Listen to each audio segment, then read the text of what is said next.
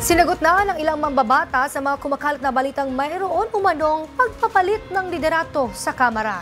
Samantala, binihindiin naman ng ilang grupo ang kanilang suporta para kay House Speaker Faustino Boji D. III. Si Kate Renya, live mula sa Batasang Pambansa. Kate. Princess, walang leadership shake-up sa Kamara. Ito ang maring iginiit ng mga kongresista matapos umugong ang mga balita ng pagpapalit umano kay House Speaker Boji D. Kasunod ng mga kontrobersiya ukol sa flood control scandal, samot-saring isyu na ang lumulutang at isa na nga rito ang pagpapalit ng liderato ng Kamara. Sa naging panayam kay Deputy Majority Leader at Lanao del Sur 1st District Representative Zia Alonto Adyong, pinabulaanan niya ang naturang balita. Anya, tuloy-tuloy pa rin ang trabaho nila mga kongresista sa Kamara. Nobody actually asked me, nobody even told me about it, no? So wala akong leadership change. Nakita niyo naman po, no?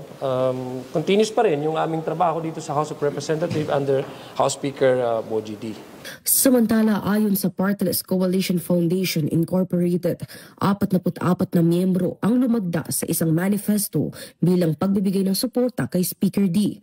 Nakasaad sa manifesto na ang liderato ni D ay mahalaga sa pagsusulong ng inklusibidad, stability at kooperasyon sa Kamara, lalo na ngayong may mga kontrobersiya itong kinakaharap. Pahayag naman ni Bacolod Lone District Representative Albi Benitez at pinuno ng Visayan Bloc na may 45 miyembro na nanatili silang buo sa pagsuporta sa lider ng Kamara at pinabulaanan ang mga isyong nagpapapalit sa kanya.